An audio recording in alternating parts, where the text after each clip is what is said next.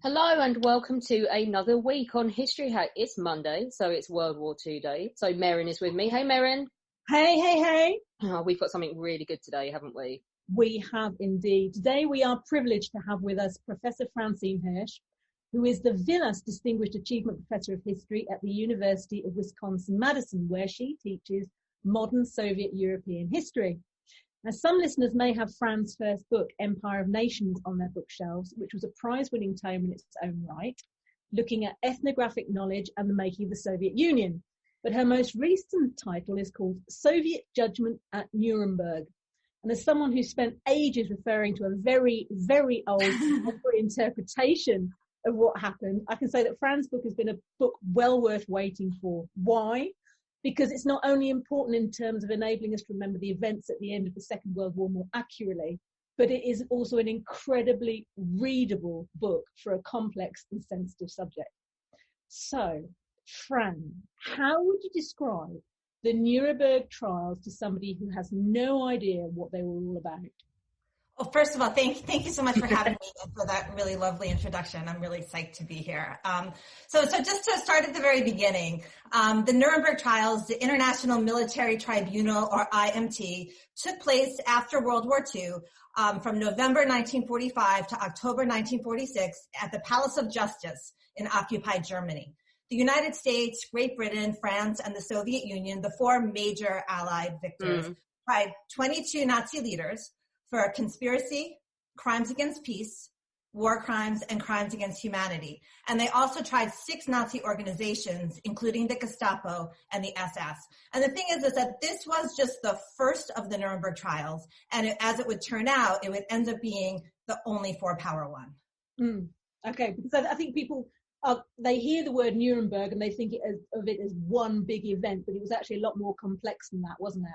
Yes, absolutely. And, a lot of times when people think of Nuremberg, they also think of the film Judgment at Nuremberg, which was one of the later Nuremberg trials, the judge's trial. And so there tends to be a way, especially in the United States, I think, in which the Nuremberg trials are sort of misremembered as this American story. And people think about the U.S. Chief Prosecutor and the Supreme Court Associate Justice Robert H. Jackson really as the force behind the whole thing, right?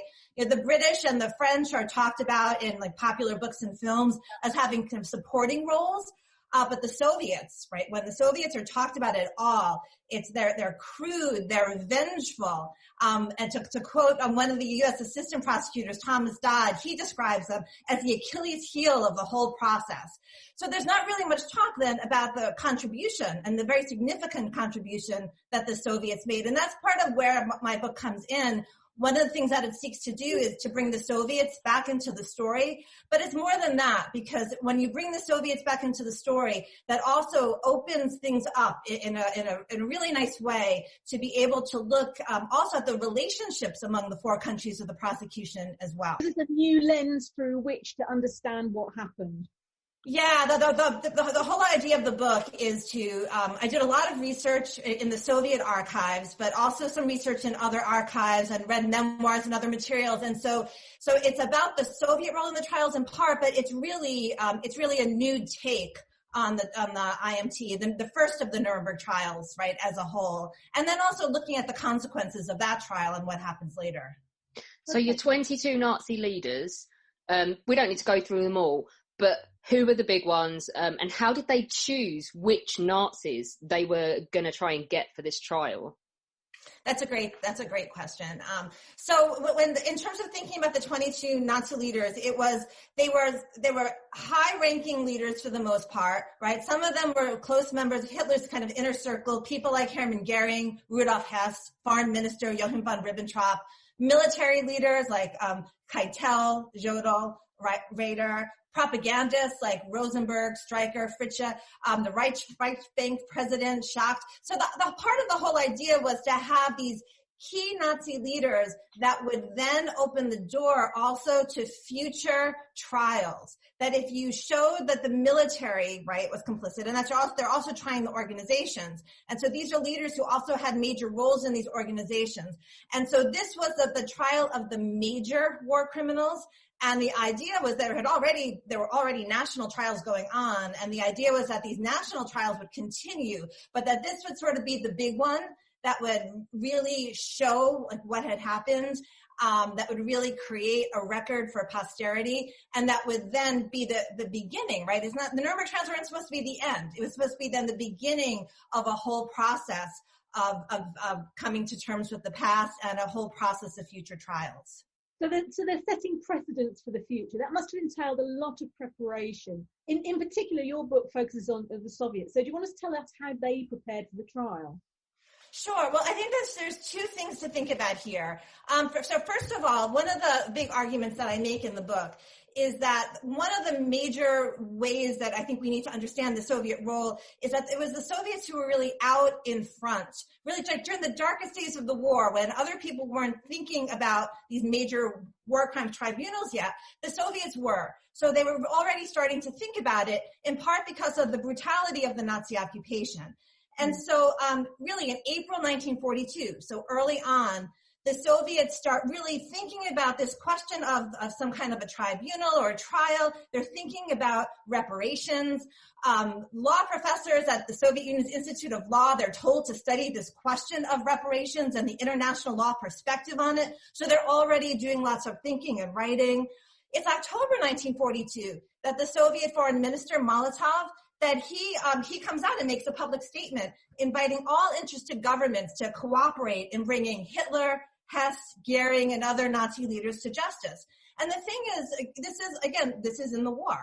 And the United States and Britain, they're really not interested in a big tribunal of the kind that the Soviets are thinking of at this point. The U.S. government's worried about reprisals, right, against Allied prisoners of war. The British are saying, well, the crimes of the Nazi leaders are far too serious for a trial. And so at this point, the Soviets really start to go down their own path. They set up the Extraordinary State Commission, which is their own war crimes commission, to investigate German atrocities and war crimes in the Soviet Union and start to put together their own record. And they actually don't participate in the United Nations War Crimes Commission, the UNWCC, that starts to meet in London from October 1943. And they're not talking about a big tribunal at the UNWCC. So that's part of it. Now, even then, as the Soviets are going down their own course, with this, the Soviet law professor, Aaron Trainin, he's the one who comes up with this idea that becomes one of the 3 counts of crimes against peace. And so the idea of crimes against peace is something that he brings to the table. He also makes arguments that there should not be a charge of superior orders, of obeying superior orders, that's ridiculous. He also argues, too, that the individual Nazi leaders could and should be tried for participating in a criminal conspiracy. And Trainin's ideas begin to circulate. His book, The Criminal Responsibility of the Hitlerites, becomes translated into English and many other languages, and it circulates. So this is just to say that even before there's real talk of a tribunal, the Soviets are already doing a lot of the work, even during the war, when no one else is thinking about it, just to get things in motion. Okay. So now, after the victory then, right, when the other Allied powers come around to the idea of an international tribunal, right, so the Soviets send Trainin to London to help negotiate the London Charter, and so he has a significant role there too. And then once things really get going, then we can start to talk about like what they're doing to prepare for the trial itself, okay? Yeah. And in terms of the trial itself, they're starting to put together like a list of potential defendants. They set up 2 secret Nuremberg commissions to oversee the Soviet delegation and the Soviet case from Moscow. They think they're going to be able to kind of keep tabs on things from afar. Stalin appoints the deputy foreign minister, Andrei Vyshinsky, to head one of these commissions. And Vyshinsky, actually, he was sort of notorious for having been the prosecutor of the Moscow trials, these Soviet show trials that were held in the 1930s. And so again, there are these two secret commissions, and that's a really big deal. Molotov, the foreign minister rather, he heads another commission, this Politburo commission for the Nuremberg trials. The Soviets also get to work preparing evidence, screening potential witnesses, and also selecting personnel. Talk to us then about the specific personnel. Who is in the Soviet delegation? Okay, that's also so super interesting. So again, when we think about the personnel in the Soviet Union, part of what we're thinking about is who is Stalin, right? And who is Molotov? Who are they handpicking? Who do they think should be in these particular roles and why? And so in terms of how they're thinking about the tribunal, Stalin is thinking about that tribunal. He thinks about Nazi guilt as it's a done deal. He's expecting the tribunal to tell a story about Soviet suffering and Soviet heroism, and he's expecting that each and every defendant is going to hang. And so then the chief prosecutor and the judge who are selected, they're both connected to the Stalinist show trials.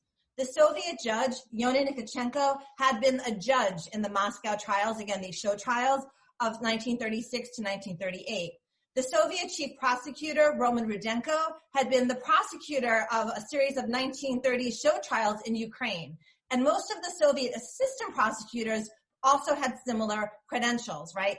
The assistant prosecutors are very interesting also because of this. You have someone like Lev Smirnov, who was selected because he had just prosecuted Soviet war crimes trials in Smolensk of members of the SS and Wehrmacht. You have Lev Shainin, who had been a special investigator in the Moscow trials and who also, by the way, wrote detective fiction. You have Nikolai Zorya, who's brought onto the team somewhat late. He also worked in the Prosecutor General's office in the Soviet Union. He was actually the head of the Department of the Supervision of the Military. And the reason that Stalin sends him there is because he knows about the secret protocols to the Soviet-German Non-Aggression Pact of 1939. And Stalin sends him to Nuremberg with the task of keeping it out of the courtroom. Zorya ends up with a bullet in the head. So that is not a happy story. Okay. Yeah, we're going to get into all of this. I know. I mean, other members of the delegation include Aaron Chainin, right? He goes on there as a legal advisor. There are also diplomats and translators and interpreters, stenographers, drivers, secret police agents are a big part of the delegation. And the other group that I want to mention, because I also think they're really important and they're really significant characters in my book as well, are the correspondents, right? The Soviets sent some of their most talented writers and artists and filmmakers and photographers, people like the writers Ilya Ehrenberg and Vsevolod Vishnevsky, the photographer Yevgeny Kaldai, the filmmaker Roman Karman, the political cartoonist Boris Efimov, right? And some of these men, and actually they're all men, some of them had traveled with the Red Army across Europe during the war, liberating occupied territories. Karman was one of the people who had filmed the Soviet liberation of some of the camps, right, in the summer of 1944. And so I think it's really significant because they bring that experience with them, right, to Nuremberg as well. Yeah. And their diaries and their letters and just their impressions are just really powerful sources. So they've come to the party, as it were, with almost a preconceived idea of what's going to happen. They're capturing a legacy. They're intent on capturing it in a specific way. So it makes them sound like they were really well prepared. But what about the nitty gritty? Were they well prepared in every respect? Were there areas where they were unprepared? Translation, for example? Yeah, no. So this is, again, one of the things that comes out. It's a big theme in the book. And it's one of the great ironies, I think. It's something that I thought a lot about when I was working on it. Because, yes, on the one hand, the Soviets had been pushing for an international tribunal from early in the war, right? They were the ones who were out in front, right? Yeah. These filmmakers, they had seen it all, right? The writers, they knew about what the Nazis had done, right? And yet, when they get to Nuremberg, even before they're in Nuremberg, they are not enough German speakers. Yeah, they're totally unprepared. So even in London, so they all the prosecutors meet in London. in the month before the tribunal to work on the indictment, right, which is this big document that lays out all the charges. And there's a great source. It's this big letter sent home by the Soviet diplomat who's also acting as an informant in London. And he says, like, look, like our guys, they don't know how to hold a meeting. They don't know how to negotiate. He says, and there's another problem. Rudenko, chief prosecutor over there, he doesn't know about Soviet-German collaboration on the eve of the war. This is the secrecy is a nightmare, isn't it? The secrecy. I mean, and so, Ivanov knew more because he actually had been a diplomat in Berlin during those years. And so he knew what Rudenko didn't know. And so this is a huge problem. And yes, and then the translators and the interpreters, they are completely unprepared in this way. They do not have enough German speakers. Again, in part, the Soviets had arrested and shot lots of German speakers during the Stalinist terror and during the war as well. So there are actual shortages as well as sort of a lack of comprehension of what they need and preparation. Yeah. There are a shortage of the people they need. There are a shortage of people, but it's not just that. So it's more. It's there's a shortage, but there are German speakers, but for the Soviets, everything has to go through the security services. No one can be sent abroad without being cleared and approved. And what happens is that the NKVD, the Soviet security forces, they actually, the NKVD has a terrible relationship with the Ministry of Foreign Affairs. And yeah, sorry, no, go figure. That's like great. The Soviet Union. There, right? I know. And so right, there's actually super interesting correspondence in the archives where the Ministry of Foreign Affairs is aware of the problem and is trying to get German speakers cleared, and the NKVD keeps saying no, no, we can't clear these people to go abroad. So if they had been willing to clear everyone who spoke, who was a translator, then it probably would have been fine, but they weren't. And so, they do okay with translation, but it be an interpretation. But this is a huge issue through the entire trial. So it sounds as though the translators were ill-equipped to sort of handle what they were walking into. But let's walk into the courtroom. Tell us a little bit about the kind of evidence that was being presented at the trial. Did they have out of the box witnesses as they called to the stand? Who was involved? Great. So right. So in terms of the Soviet evidence, let me talk about that. And so the Soviets ended up presenting powerful evidence on all four of the counts, but especially on crimes against humanity, which was one of the areas they were supposed to present on. So the case itself was divided up. The Americans were going to present on conspiracy, the British on crimes against peace, and then the French and the Soviets were going to split the war crimes and crimes against peace charge, with the French presenting on Western Europe and the Soviets on Eastern Europe. As the trials went on, though, the Americans ended up taking over, presenting on everything, saying that conspiracy was actually connected to all of these other charges, right? So going in, the Soviets have different kinds of documents at the ready, including reports from their Extraordinary State Commission, which, remember, they had set up during the war, including reports from Polish and Yugoslav war crimes commissions, because they're also responsible then for presenting those cases. They have German documents that have been captured by the Red Army and by Soviet counterintelligence, and those kinds of documents are very powerful. They talk about the treatment of Soviet prisoners of war, the invasion plans, the Einsatzgruppen. There's also eyewitness depositions, right?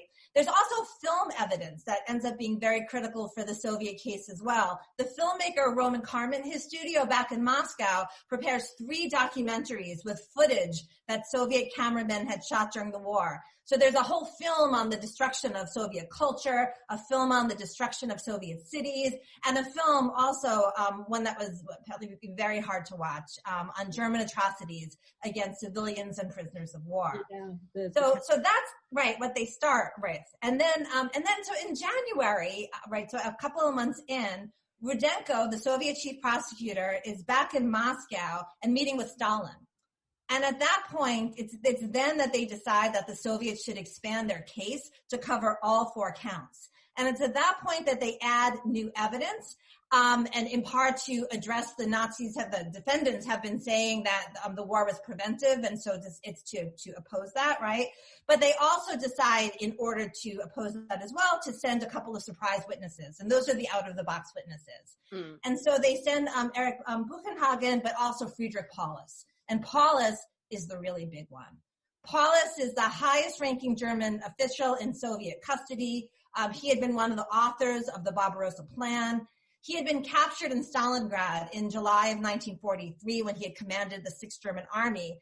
And so the Soviets, they secretly plan to bring him to Nuremberg. And they managed to secretly do so.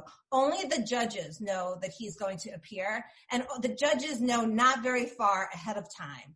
And his appearance is an absolute sensation, right? It is a huge victory for the Soviets to be able to bring him in and present him. And Paulus, his testimony, he talks about then the Barbarossa Plan, and he says that yes, it had the aim of the Barbarossa Plan had been to conquer, colonize, and exploit the territories of the Soviet Union. He talks about how before the war he had gone about helping to enlist Romania, Finland, and Hungary in a war against the Soviet Union. Again, so this pushing back against this argument of preventive war that the Nazis are making. He also testifies that Goering, Jodl, and Keitel are the most to blame for the war against the Soviet Union. And so this ends up being, right, a really important moment for the trial, and that the Soviets are so excited that everyone is talking about afterwards how they had managed to pull this off to bring Paulus as the surprise witness. You've mentioned, I know that you want to talk as well in terms of witnesses about a couple, but you particularly want to mention Yakov Grigoriev and Avraham, is it Sutskever? Sutskever. Yeah. So part of what I wanted to say about the witnesses is that there were those kind of surprise out of the box witnesses who the Soviets had captured, right? The generals. But the Soviets also, they make a decision, and they make that decision late to also bring in eyewitnesses of atrocities. And I would say that this ends up being the most effective part of the entire Soviet case, which is part of why it's really important to talk about. They end up calling 7 witnesses. Yakov Grigoriev was a peasant who talked about the burning down of his village in Russia. And that kind of that went along with evidence about the German razing of villages. Yeah. And Sutskever, he was a Yiddish poet. And one of the things that's really significant about his testimony and some others is that he really testifies about what we've come to know since then as the Holocaust. And so a lot of times people don't really talk about the Soviets or anyone really presenting that much evidence of the Holocaust at the Nuremberg trials, and they absolutely did. And Sutskever is one of the witnesses that did so. Yeah, it's not just militia against militia, it's eradication of culture and peoples as well. I think we sometimes forget that. Are there any women witnesses? Yes. They actually, it's interesting. They bring several witnesses, but they only end up calling one of the women, and she's actually one of the witnesses that's sent by the Polish government, Severnia Smagluska. And she had been in Auschwitz-Birkenau, and she her testimony is incredibly powerful because she testifies on the murder of infants and children. And so again, I know it's terrible, and just again, that's one of those moments too when it's interesting to read like the coverage of the trials and then the newspaper stories after, and people really said how even during her testimony, that was one of the moments when like the defendants covered their eyes and looked away, and you don't know really what to make of it, but I remember as well in the Eichmann trial, there's that moment where there's the guy that comes out who was forced to unload the trucks with bodies, and there was a day he opened the truck and the bodies were his family, and that for me as well, but as much as we talk about this, Merrin, I know that you want to move on to the fact that they're entitled, they are really legally entitled to defend themselves in all this, aren't they?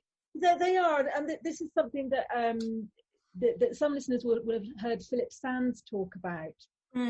Yeah, is that there are two sides to every story. So, Fran, the Germans are entitled to a defence, no matter what we think about them collectively. Goering was first. What happened? And how did the Soviets react? Because they put a lot of preparation into this, haven't they? So how did they react to the defence? Yeah. So first, just to talk a little bit about like what the Soviets are expecting. The Nuremberg Charter, right, sets out that the trial will only talk about European Axis crimes. And it's not just that, but on the eve of the trials, the prosecutors at Jackson's initiative, right? So Jackson, the U.S. chief prosecutor, he gets word that the defendants are going to try to make these counterattacks against the countries of the prosecution. And he sits down and says, like, this is probably going to happen. He says the United States came in late to the war and has the least to hide, pretty much, paraphrasing here. But he says, just like, can you write up memoranda with things that we should know about so that we can be prepared to be able to deal with that in the courtroom. And so the Soviets think that they talk about this later as this gentleman's agreement that the prosecutors have worked out. And so again, they're fairly confident that there aren't going to be these kinds of counterattacks, right, in court, regardless. Okay. And so then once this happens, they're really taken by surprise by it. And it's not just the Soviets who are taken by surprise. Jackson's taken by surprise too. All of the prosecutors are taken by surprise by just how much leeway the judges are giving to the defendants. So are they kind of thinking it would be like a token, okay, now do you have anything to say for yourselves? And then that would be that, rather than an actual robust attempt to argue that either you're just as bad as we were, or you provoked us, or whatever line they went down.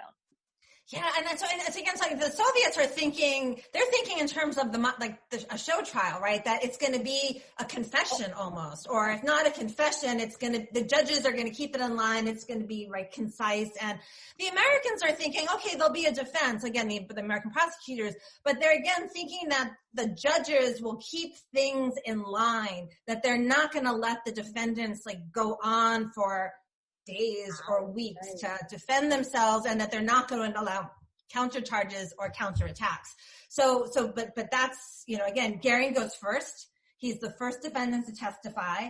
And he's, from the very beginning, he starts making very provocative speeches, like going on and on and on. And the judges just let him. The prosecutors try to protest, and the judges say, no, like, he has to have his say. And they allow him to do so. And part of this, too, just in terms of, I was very interested in this while working on the book, like, what exactly are the judges thinking about this? What is their perspective on this? And again, remember that there's 4 judges. Nikitchenko, the Soviet judge, is one of the judges. So in any of these discussions, it's always the Western judges voting down Nikitchenko on how to deal with these kinds of issues. And part of it is that the Western judges, they're very worried about preserving the tribunal's legitimacy. They're very worried about charges of victor's justice, because this has already been all over the press and in the news, and discussions of victor's justice. And they don't want another Versailles, do they? No, they don't. They don't. And I mean, Rebecca West, who is having an affair at the time with Frances Biddle, with the U.S. judge, she writes about this, and she says that they were very worried about this, that they really wanted to show that this was going to be a fair trial. And the entire prosecution thinks that it's not fair, because they're just allowing them to go on to such an extent that, remember, the prosecution is gone, and then the defense goes next, and the prosecution, the Soviets went last, and their witness testimony was last. And they had just made this, like, incredible impression, like, people they finally understand, as far as the Soviets see it, like, what this war had been about. And then there's Goering, right, on the stand, just going on and on and on. And Goering, he's arguing that the Russia, France, and Britain, like, had forced Germany to action, that the German occupation of Czechoslovakia and Norway had been preventive, that Russia had been preparing to attack Germany. And Jackson and Rudenko, in their attempts to cross-examine Goering, they just flail. Like, Jackson, he tries to ask Goering a whole bunch of leading questions, but Goering is not going to be led. Goering goes on, he speaks warmly about Hitler. He defends the concentration camps, arguing that it had been necessary to take certain groups into protective custody, right? And Rudenko, when it's his turn, he was just like, again, the Soviets are thinking about this, about cross-examination. They're very bad at cross-examination. They're thinking about cross-examination as, like, a guided public confession, right? That's what it had been like in the Moscow trials. Yeah. So they don't know what to do with a belligerent defendant like Goering. And Goering meets Rudenko's questions with all kinds of counter charges, right? About how this Operation Barbarossa was preventive, but also he just starts listing information. Like when Rudenko asks him about forced labor, he goes on and says, well, the Soviets deported 1.5 million Poles and Ukrainians from Poland to the Far East. And the judges just allow him to kind of add all this information in. So this is pretty much a revelation, because I mean, when we think about the Germans making these great speeches, in one way, it's really important that it happened, because what's happened is they set it up as a historical benchmark. There was transparency. There was an aim there to deliver transparency. And I'm guessing that the discomfort that we feel now looking back at these injustices, I mean, we can mitigate some of that thanks to the fact that there was this open approach to, well, you've got your moment, you're here on trial, but you've got your moment, we're going to allow you to say something. And if it had been a mock trial or a sham, we would be looking very differently at the past now. Now, one of the problems we get is that Nuremberg per se is interpreted in film, on podcasts, in all sorts of different ways, as a fait accompli, as something that's really quite well dramatized. But at the time, how was it represented in the media?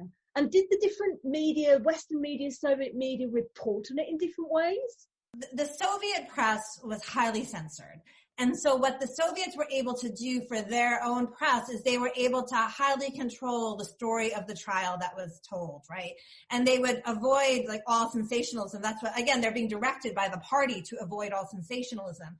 And they're also going to make sure that the defendants don't receive a platform. And so Goering does not receive a platform in the Soviet press, right? The international press talks about Goering's personality, his health, what he's wearing. They publish all kinds of information about again, his, what we would think about even as propaganda, kind of praising Hitler and all of this, right? One U.S. journalist at the time actually wrote that the Western journalists, they felt like obligated to give Goering his say, to publish his eulogies of Hitler and his defense of Nazism, because they had just spent so many months covering the prosecution's case. Yeah. The Soviet press is not going to have any of that. On actually the most dramatic, Goering day at the trial, the Soviet newspaper Pravda just like notes very succinctly that Goering offered the usual fascist propaganda, right? I know. So it's, yeah. So for their home audience, they've got that's easy, right? It's the international press that they are much more worried about. I just want to remark, because you underlined this in your notes, we've got the Soviets have made their argument. They weren't expecting the Germans to make one back. And you said that the Soviets never figure out cross-examination. They never figure out cross-examination. It's painful, actually. And I'll just say, too, that when I started working on the book, I didn't think I was going to have several chapters about the defense case, because I didn't know as much about the defense case. And then once I started to realize how much actually happened during the defense case, it was surprising to me. It was kind of a revelation. And again, the cross-examination, time and time again, the defendants are just like blustering back at them, and they don't know how to control them. And part of what I figured out from the archival documents about what's going on here is that the Western prosecutors figure out how not to ask open-ended questions, right? Yeah. To kind of keep it. The Soviets, they have a script. They put together in advance a list of questions to ask each defendant. And actually they have the expected answers penciled in, right? As if they're expecting that this is the way it's going to go. And so they're really not prepared then to adapt or adjust on the fly. And they're scared too, because again, this is the other thing. That list of questions was approved by these secret commissions back in Moscow. And so the Soviets don't have the same kind of, just agility that the other delegations have to be able to make independent choices. Everything they do has to be approved in Moscow. So there's constantly telegrams back and forth, and so that's I think part of why it just goes continually downhill. So the perceptions of what's going on. You've mentioned that it's clear that the reporting is not happening perhaps as it should be. It's with the motherland, whereas we're getting they think it's exactly as it should be. Yeah. but and there's certainly far more transparency in the Western press. But for people who are taking an interest in what's going on, are they being served different kinds of propaganda? I mean, how are the Soviets struggling with propaganda at this point? Propaganda in general is a really interesting question, because part of it gets to like, what is propaganda exactly, right? And even before the trials started, when they were working on in London, and they were working on the details of the Nuremberg Charter, right? There's discussions about how to handle, like, because maybe there would be Nazi propaganda, right? And so there were actually discussions about putting something in the charter and banning it. And the Americans say, no, that's not, we shouldn't do that, because that we just shouldn't do that. And they also think it's not going to be necessary, that the judges are going to keep things in line, right? Yeah. And so that's, again, part of the expectation. But then there are other kinds of issues. I mean, in December of 1945, the Associated Press runs all kinds of like quote unquote interviews with some of the big defendants, like, Keitel and Goering. And in these quote unquote interviews, and the defense attorneys are acting as middlemen, right? They present whole defenses of themselves. And Goering praises Hitler, and Keitel again puts out this argument about, defensive or preventive war. And the Soviets are very upset about this. And the Soviets actually, they complain about this to the Americans at Nuremberg, and the Americans are like, well, that's just the press. Like, we don't have any control over that. That's how they're selling newspapers, that kind of a thing. But for the Soviets, again, they don't have the same kind of free press, right? The press is an organ of the government and the party. And so for the Soviets, if the Associated Press is presenting things like that, they're assuming that the U.S. government has signed off on it and is in on it. And so this becomes, again, you start to see Soviet-American tensions flare up at various points in time. But then it really starts coming back to punch the Soviets in the face, if you like, because like now the Germans want to talk about Kashin, and they want to talk about things that the Soviets did to the Poles. And this is, like you say, they were expecting to trot the Germans out and tell them off and make them pay, and they were not expecting to have to answer for their own actions at all, were they? So Katyn is it's one of the most important moments, right, at the Nuremberg trials, I think. And Katyn, again, I feel like this is different, because now we're not really talking about propaganda anymore of the same kind, right? Yeah, because this is more like covering your ass, isn't it? Yeah, exactly. Yeah. Because the Soviets, they perpetrated the Katyn massacre, and they try to use the Nuremberg trials to blame the Nazis for it, right? Mm-hmm. They didn't have to bring Katyn into Nuremberg, but they did. And so just in terms of thinking for the listeners, right, that so the Katyn massacre, right, it was the murder of thousands of Polish prisoners of war, officers in the Katyn forest outside of Smolensk. And what happened during the war in April 1943, Radio Berlin announced the discovery of mass graves and blamed the Soviets. At the time, the Soviets countered that the Nazis had committed the crime, like after they had taken the region in 1941. And we now know definitively, right, the NKVD was responsible. Yeah. After the victory, the Soviets think, all right, we're going to just put this to bed now. The Nazis aren't going to be able to defend themselves against us anymore. And the Soviets consider initially actually holding their own Katyn trial. But someone, and again, it's someone in the security apparatus, probably, I'm sure Stalin signed off on it. We don't know the exact details, but someone decided that they're going to use the Nuremberg trials instead. And so the Soviets then pushed to include Katyn in the indictment under the listings as a German war crime. Now, again, I think like this, when I first was pushing your luck, aren't you? Yeah, well, what's that? You're pushing your luck, really, aren't you? Yeah, they're pushing their luck, totally. You would not mention it and hope it didn't come up. You wouldn't be listing it. Yeah, it seems reckless, like really, like why do this? But again, it goes back to how the Soviets are thinking of the trial. Like they really think the victors are going to control the script, right? So, they really think that the defendants aren't going to be able to have like the kind of defense that they end up having.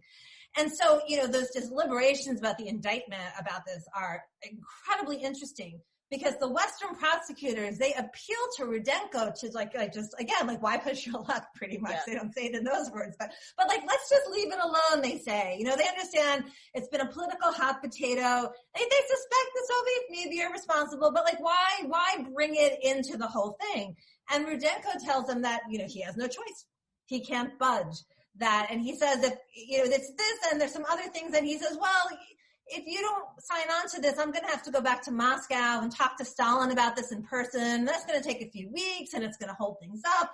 And so the Western powers are finally, the prosecutors are finally like, okay, fine.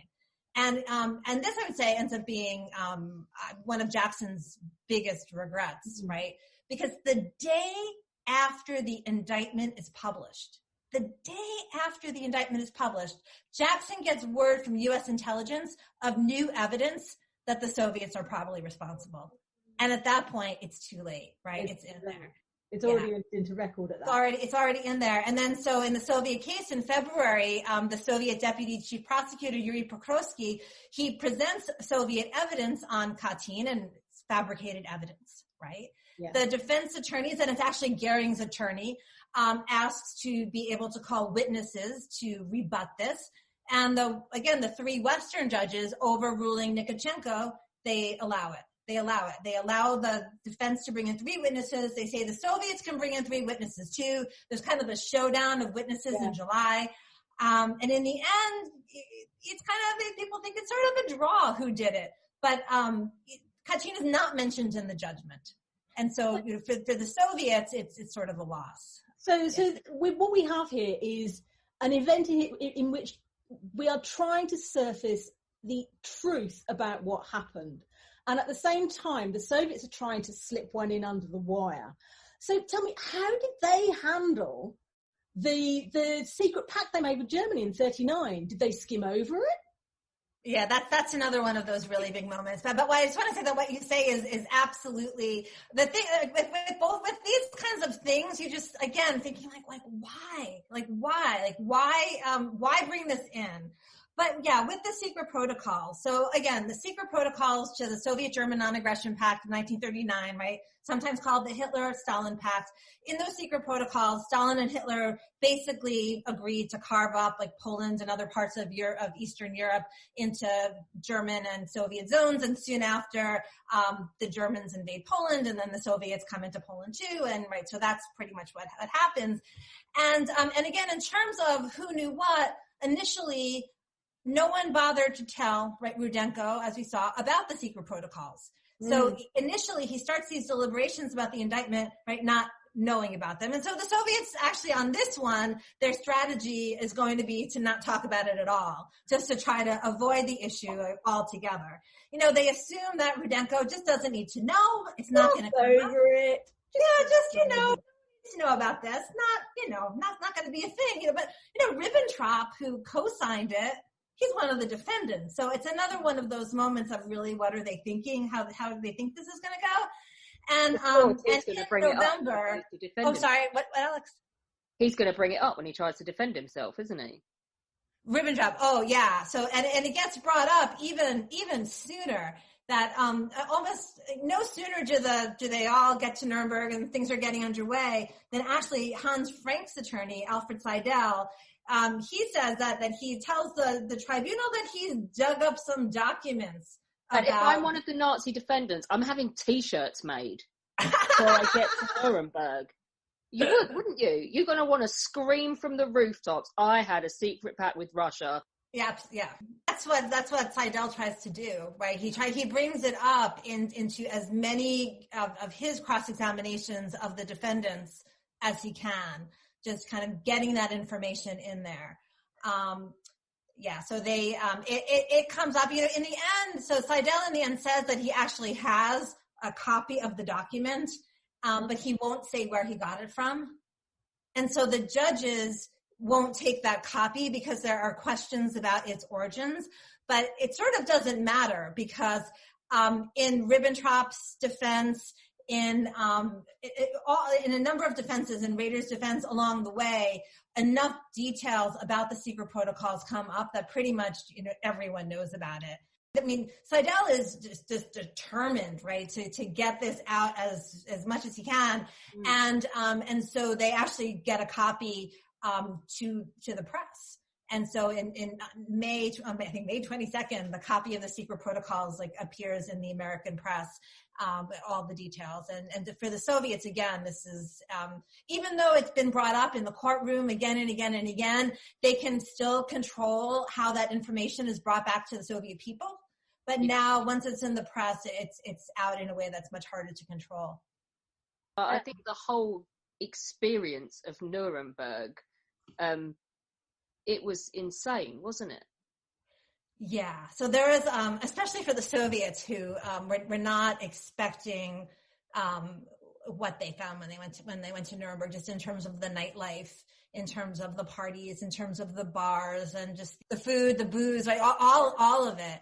And so, right. So, and I spend a lot of attention on this in the book because, again, for me, what's happening outside of the courtroom, it's not just color, right? It's part of a way we need to really think about diplomatic relations in general, international relations, and what actually happens. That what happens outside of the courtroom influences the relationship among the judges. It influences the relationships among the prosecutors. It influences all of it, right? In different kinds of ways. I mean, there are moments early on in those deliberations about the indictment in London where the Soviets actually got to London late. And I think that affected them really negatively in the sense that the British and American and French prosecutors have all been hanging out together. They've been going to the races, the dog races at Hyde Park. They've been going to dinner parties together, right? They've all been really getting to know each other, right? Yeah. And I should say, actually, they've been going to the dog races and taking trips to Hyde Park. Dog races were not. Yeah, I was going to say they're blatantly at Walthamstow or Wimbledon for the yes, dogs. so clearly. But yes, there's a dog races, there's Hyde Park, there's all. As someone who was there on the last night yes. before they closed it down, what a night out. So much fun. Right, and probably a great place to talk about the details British of culture right? at its finest, yeah. Yes. Someone to the dogs. We've come to the point where we need to talk about what the outcome was and how the Soviets viewed it. Is it a success for them? Are they happy with the judgment at Nuremberg? No. They're not. In a word, no. Yeah. I mean, I think that again, it's important to think about why did going back to the war, right? Why did the Soviets want this tribunal? What did they want to get out of it? Right? They wanted to be able to tell a story about the suffering of the Soviet people, right? And this, I would say, was successful, in part because of the eyewitness testimony, again, on the crimes against humanity, charged people like Abraham Sutzkever and others. So that was successful. They also wanted to be able to have this narrative of Soviet heroism, right? Of the Soviets saving the world. And Katyn and the secret protocols, they got in the way there, right? I mean, they really sullied the image of the Soviets. The Soviets end up really being cast, in some ways, more as co-conspirators of the Germans in some points of the trial. So that's a big fail. Also, in terms of the verdicts, again, Stalin is expecting guilty verdicts and hangings, right, all the way down the line, and they do not get this at all. 12 of the defendants are sentenced to death by hanging. 3 of them are acquitted, and then a bunch of others, including Hess and Speer, receive prison sentences. And for the Soviets, they're very upset about this. At the end, they file a dissent that gets attached to the judgment, because they see this as a travesty of justice, that should happen. The other thing that the Soviets want to get out of this right from the start, of course, is also reparations. That's part of why they pushed for this tribunal to begin with. And interestingly, by the time even that the trials happen, reparations is detached from it. Some of the details of reparations are worked out of the Potsdam Conference. And so they continue on with Nuremberg for these other goals. In one way, though, I think we could talk about it as being a success, because something else that the Soviets really wanted was a seat at the table, right? At the seat at the table of international relations, and after Nuremberg, I mean, that does continue for all kinds of reasons, and it's I would say something that comes out of Nuremberg as well. And the other thing that's come out of Nuremberg, I mean, we see it as a gold standard for international justice now. I think that's a reasonable way of framing it, and it offers a lot of meaningful lessons in how to approach that judicious system, and it gives us some benchmarks we can reach back to as well, no matter how uncomfortable we feel. So as we're looking back now, and certainly in terms of putting your book together, were there archive materials that you were accessing that were unusual? I mean, we're all nerds here. We love being able to dig into shoeboxes. What kind of sources were you using in Moscow, elsewhere? Yeah, I mean, I could talk about this for hours, so I'll try to. And we could listen for hours, and all the listeners. I love talking about the archives, and I love being in archives and everything. They're down the rabbit hole. Do you know what? I ordered a 1882-83 document, 4-page document about suicides in the River Lee and bodies they fished out in London, just because it was interesting on ABE Books, and I've sniffed it about 45 times because it reminds me of being. I've been sniffing it all afternoon. That's great. I mean, that's great. I haven't been able to get back to the archives now because of the COVID, right? And so I'm missing that, like that whole physical experience, right?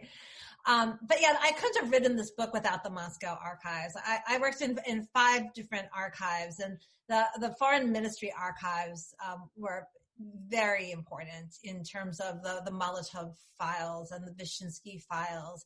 And again, being able to see secret telegrams that went back and forth between the Soviet delegation and Moscow, often via Berlin. Because again, since the Soviets were so dependent on these secret commissions signing off on everything they did, the paper trail, right, for the historian is just incredible. Like there's so much detail that where they're laying out things and they're getting instructions back. There are these marked up documents. Like they sent back a copy of the indictment, and we can see like Molotov's handwriting on it and Stalin's notes on it, and how they should be addressing these different things. The judgment. This is, I love this. So the judges were supposed to be deliberating on the judgment and the sentencing in secret. And when you read these Western books about the trials, it's like they were in a room and it was locked, and they burned the trash with the notes every night to make sure it's safe. Well, Nikitchenko manages to smuggle a copy of the judgment back to Moscow. And, and so you see it in the archives, right? That's how you know. Yeah.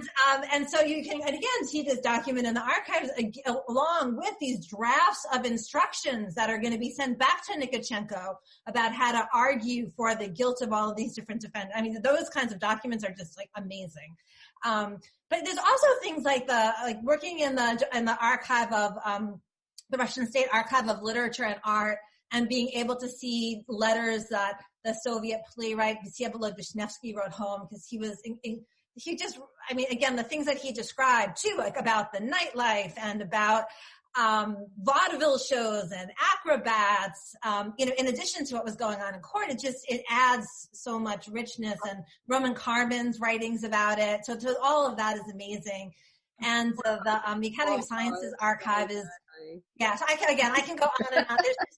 There's so much. I knew I wanted to work on this project when in the Russian State Archive, they have like this big archival collection, like on the Nuremberg Trials. And some of it is just what you would expect, like the official documents. But tucked in there was this long letter back from an informant talking about just like all of the terrible conditions, like how the living conditions were cramped and the furnace didn't work, and how terrible it was that the female members of the Soviet delegation, they dressed so poorly that the Americans and the British were making fun of them.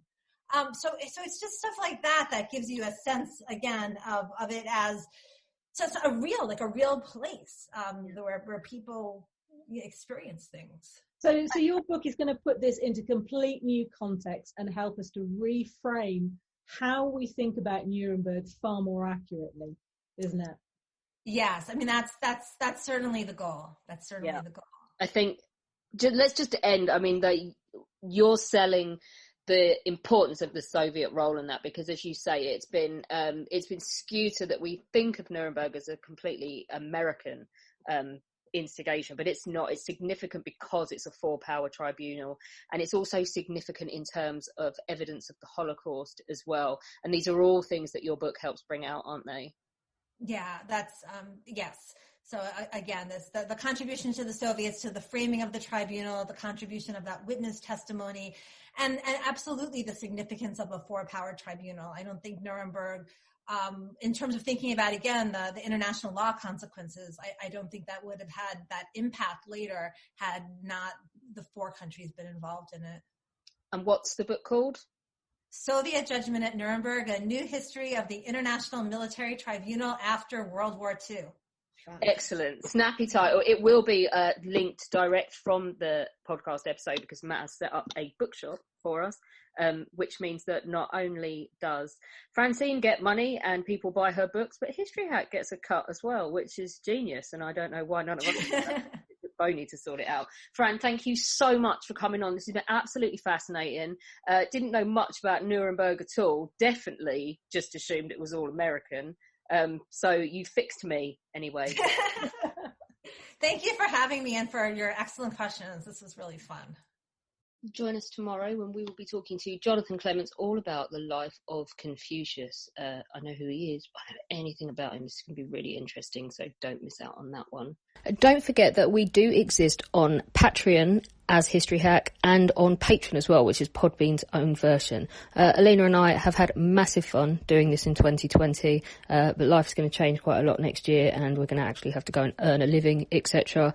If we want to keep up the regularity that we've been bringing you and the kind of guests that we've been bringing you and the workload, then we will need your help. So if you join, there's going to be incentives for joining on either of those platforms. We're revamping ourselves on both of them. So don't forget to go in. You can do as little as $1 a month and it all goes towards keeping up History Hack as regular as we've been able to bring it to you this year. When our guests join us to talk about their work and their new book, the 45 minutes or so they spend with us is just a taster of all their efforts. So to this end, we have launched our very own bookshop on bookshop.org. where you can find our guests' latest and greatest books. You can support them and you can support History Hack too. 10% of every sale via our bookshop supports the podcast and allows us to keep at it and bring you more amazing guests. You can find our bookshop at bookshop.org/shop/hack history or just search on bookshop.org for us under the shops bit. Thank you for your continued support and here's to your next great book.